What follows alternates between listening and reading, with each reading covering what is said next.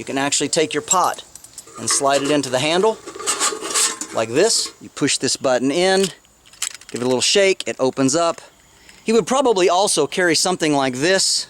Hello, welcome to Waypoint Survival. Today we're going to talk about hobo streamlining. We've got some great items to show you. I think you'll like it. Stay tuned.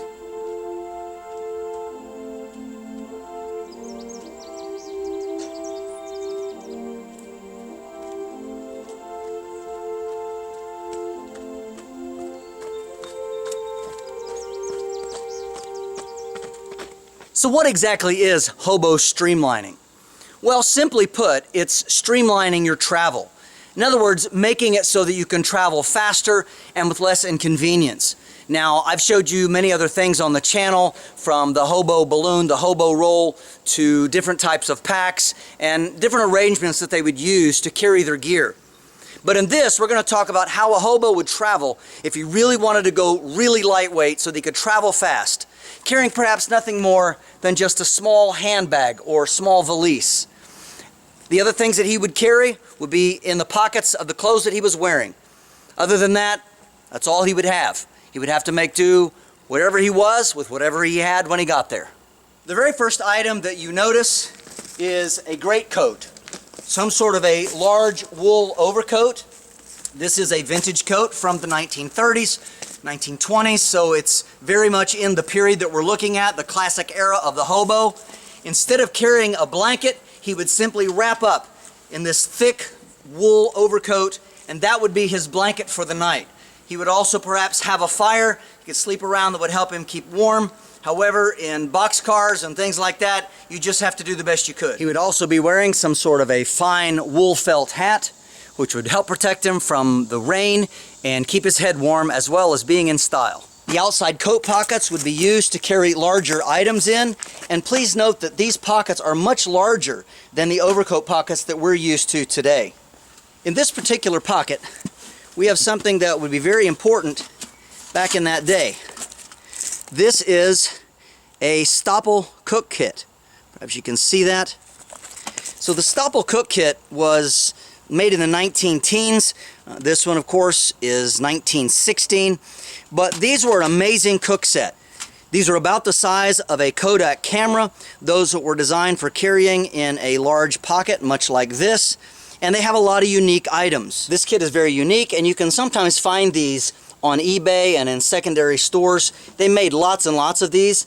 Also, the Upton Cook Kit is another company that made this.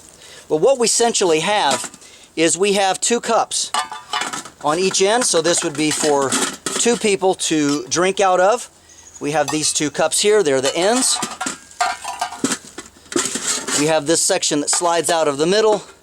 We have this larger section here. And then opening this up, there are some items inside. We'll set this aside for the minute. First of all, you'll notice that we have a spoon, a knife, and a fork. So we can carry our silverware in this. We also have a series of bent wires, and these are simply meant for handles. In these places here, you take this handle, it slides in like that, and now we have a cup handle. And this becomes our coffee cup or water cup, whatever we need. We also have this type of wire in there. And this goes to the pan. You slide this under here, inside these, just like that. And now we have our frying pan. Very handy. There are, again, 2 of these, and they both have the tabs on there for the handle. For the large pot, we have an affair that looks like this. There are holes on either side. The top, this goes into these holes, and now we have a way to hang our pot over the fire. So we have everything in one handy kit that fits into the pocket. The other item that's in here is a folding grate. Has a little locking mechanism. Open that up. There's different configurations you can use this in, but this opens and it locks this way. It won't fold any farther. And then you turn this over, and these 4 legs go into the ground over top of your fire, and you can cook. Now, if this is bent out adequately, this area here, you can actually take your pot and slide it into the handle, like this, and then that can sit by the fire. So while you're cooking your fish, whatever you've got, your meat, you can be boiling water, getting ready for coffee, whatever you want. When you get ready, you can warm up your coffee or you can cook something else in this, but a very, very handy set. Everything nested securely in the bottom frying pan. The top does have a lip on it. Go over top of what we have here, like this. Slides back inside the bottom pot. Cup goes on the bottom, and the other top goes on there. Now we have our handy pocket-sized cook kit with everything that you need for the road. In the very same pocket, we have a smaller pocket here, and this is where a hobo might carry his deck of playing cards. Whether he gambled or not, this could be used for many hours to pass the time while he's waiting on a train, just playing games. In the other pocket, we have this. This is an additional cup that he may or may not use, but what we have here is a pewter flask. These were made by various companies, including Abercrombie & Fitch, and this would be excellent for carrying water along the trail on the road. And then, of course, very nice to always have a cup with you. Even though he has the other kit, this can be just used together for a very quick stop for something to drink and to slake his thirst. Inside the jacket pocket, we have a small leathern bag. And inside here are several very important items that a hobo would really want to use. First, we have this. This is the pocket lantern. It has a button here on the side. You push this button in, give it a little shake, it opens up. We have a little candle lantern. You can see inside the candle. All folds up. We've got our mica or isinglass windows. In the back, this also opens up. We have an extra candle and some matches. So very, very handy, very convenient for writing those letters back home, and closing it up is pretty easy. There's a little area here. You push this back in. This is what moves the candle. So that goes in just like that. This little trap door at the bottom pushes up. You fold this in and over, snap it shut, and now the pocket lantern is ready to go. Also in this bag, we have an assortment of nails with wire.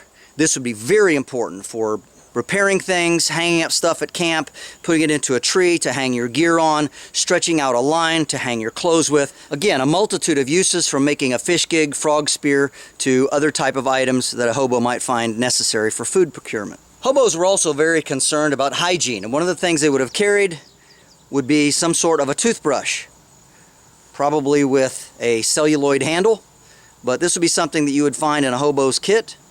He would probably also carry something like this. This is a sewing kit from 1912, so this would be something that you could find pretty easily on the market. How this works is it has a bit of a cap that comes off. It has a hole in it which goes over top of the thimble to hold it in place. Inside, we have an affair here that has two wooden spools with a bit of paper that's just rolled up to hold them together, a couple different colors of thread. And then, if you can see this, we have two needles that are stuck inside here. You can tease those out, pull them out, and use those to repair your gear, to do your sewing along the road. Inside, we also have the original paper instructions. The last item in the leather bag is this. This is a razor, and you can pull the back out here. It has a place for our extra razor blades. The other end is a cap, and when you pull the cap off, the razor rotates like this, just like that, and there you can see our razor blade, so we can shave and then get back on the road very easily. As far as the handbag or hand valise is concerned, inside we have a pair of fingerless gloves. We also have an extra pair of socks, a spare clean shirt, and then a small bag containing some other necessary items. The first item in the bag is a half tobacco tin, and this is filled with coffee. Every hobo had to have his coffee. The next item is a tin of sugar. And the third tin is all-important salt. Inside the right vest pocket, pinned with a safety pin and just some common cord. You would not want to use a gold chain, as that would smack too much of wealth, but you would have simply some sort of a watch. This could be a family heirloom. This one actually belonged to my great-grandfather. But that would be tucked securely in here so he could keep track of the train schedules and make sure that he was on time. In the other vest pocket, we find something that's sort of unusual. It's this item right here. This is a bicycle flashlight, but it could also be very much used by a hobo of the era. This is from the 1920s. It does work. Takes a couple of C-cell batteries. It's got the switch here, and basically it's just a battery box that the bulb screws into, but this would be very, very handy for a hobo, especially one that had some means and was able to carry something like this. Also in this pocket, he might carry a black and white crayon and a stub of a pencil. This would be for making hobo signs on fence posts, on the sides of a house door perhaps, or even on a barn, anywhere that he could make a sign to another hobo that there was good work to be found, or to warn them away from the area because there was danger.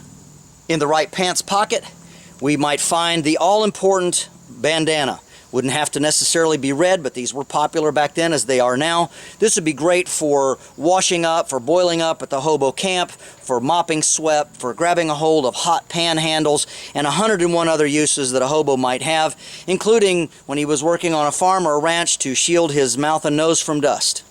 In the same pocket, he might also carry a small sharpening stone and some sort of a small bladed pocket knife that he could use with multiple blades. This one has 3. Get that open for you. So something like that he could use for all sorts of farm work, as well as for cutting up potatoes and eating apples and things of that nature.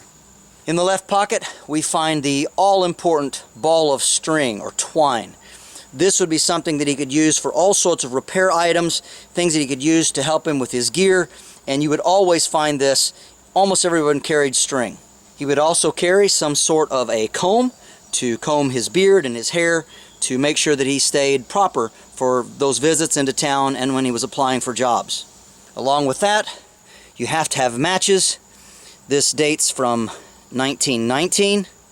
Just a simple cork, and then some matches that he could use to start his fires with. They always carried matches. Whether they smoked or not, it was just an important part of making fires and staying safe and cooking your food. And next, you would have your fishing apparatus. Simply a bit of a stick with some fishing twine on it, a hook safely embedded deep in the end where it can't come loose and stab a person in the pocket or get caught on clothes. We have a bit of a split shot sinker, and then a cork for a float with a bit of a stick through it so that we can adjust the line up and down to get just the right depth to catch those all-important fish. And finally, we have this. This is a hobo's wallet. Now, some hobos had more money than others. This, just some pennies, a quarter, some dimes, and a silver dollar. This would ensure that at least if he was rounded up by the local police, that he could prove that he wasn't penniless, and often that would get him out of court. You had to have at least $1. That's sometimes why you find a silver dollar with a hole drilled in it. They would put that on a string around their neck, and they wouldn't spend it until just absolutely necessary, and that way they would always have what they needed, make sure they had at least some money, get out of court, or perhaps to buy food if they couldn't find work. So again, thanks so much for watching. The hobo culture is a fascinating one, and they were good at carrying items that they needed, nothing more, nothing less. You can see I really am carrying everything in just what I showed you. Probably weighs less than 10 pounds, and with what I have and a little bit of skill, I could spend days, weeks, even months out on the road. Again, picking up those items here and there as I would work for it, as well as food and things that would be necessary, but generally speaking, a man could get along pretty good. And by the way, if you saw me walking into town dressed like this, you wouldn't think so much about being perhaps someone that was a ne'er-do-well or someone that you wouldn't want to talk to. but rather someone to be reckoned with, someone who had some personal pride in the way they looked, and perhaps someone that you would give a job to. I'll back up a little bit and give you an idea what this looks like from head to toe, so you can get a good idea of what I'm wearing and how it all comes together.